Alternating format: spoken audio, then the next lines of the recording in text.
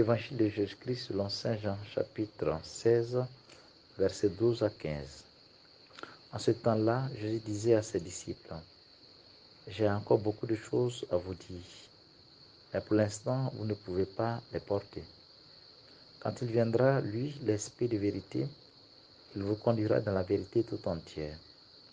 En effet, ce qu'il dira ne viendra pas de lui-même, mais ce qu'il aura entendu le dira, et ce qui va venir, il vous le fera connaître.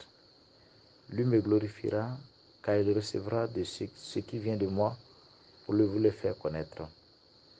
Tout ce que possède le Père est à moi.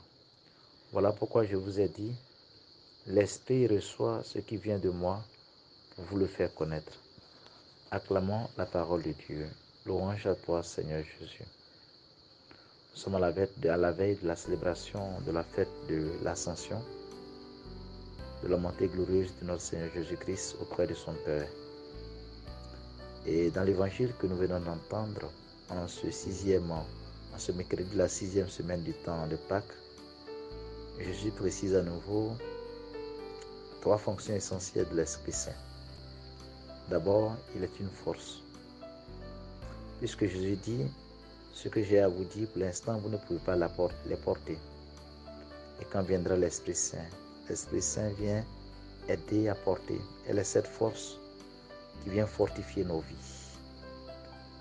Puissions nous demander chacun de nous, si au cours de nos journées, nous vous invoquons l'Esprit Saint. Et dans les situations difficiles qui sont les nôtres, est-ce que nous appelons l'Esprit Saint de venir nous fortifier, de venir nous soutenir. La seconde mission de l'Esprit Saint, c'est de nous conduire dans la connaissance de la vérité tout entière. Cet esprit, c'est l'Esprit Saint qui éclaire. Il ouvre l'intelligence du cœur.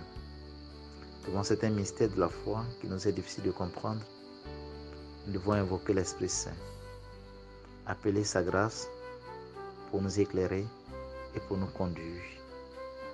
Demandons à l'Esprit Saint d'ouvrir le cœur de chacun de nous à l'intelligence des Écritures, des mystères de la foi. La troisième fonction, c'est l'Esprit Saint, c'est de nous parler, de nous faire connaître les choses à venir. Ça, c'est une grâce parfois révélée que certains saints connaissent et qui leur permet d'entrevoir même les choses de l'avenir, d'entrevoir mystérieusement certaines choses de l'avenir. Nous demandons cette grâce aussi pour chacun de nous. Et grâce à par l'assistance de l'Esprit Saint, puissions-nous percevoir ce que Dieu attend de nous chaque jour, au jour le jour. Nous gardons en mémoire ces 3 lumières que le Seigneur donne par l'Esprit Saint. D'abord, l'Esprit Saint est une force pour nous soutenir dans notre propre vie.